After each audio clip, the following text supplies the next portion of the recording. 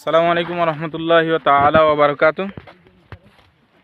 আমরা কিন্তু এই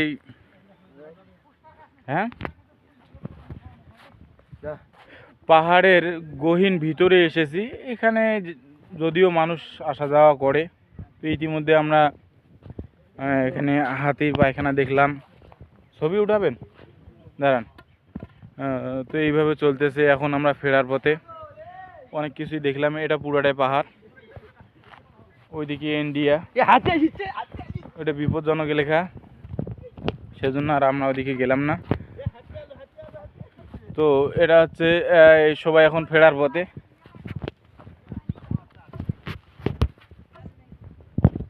তো এখন সবাই পুকুর দেখতে যাচ্ছে আর কি।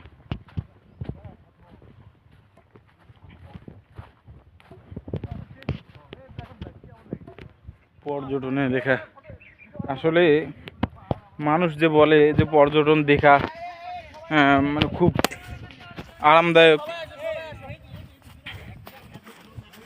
নিদর্শন হয়, কিন্তু পর্যটন করা ভাই প্রচুর হাঁটতে হয়, হাঁটা লাগে প্রচুর। আমাদের সাথে কিন্তু এই কয়েকজন নয়, প্রায় 40 জনের মতো ছিল। কিন্তু হ্যাঁ, এখন সবাই মিলে একটা পিকনিক হবে এখানে।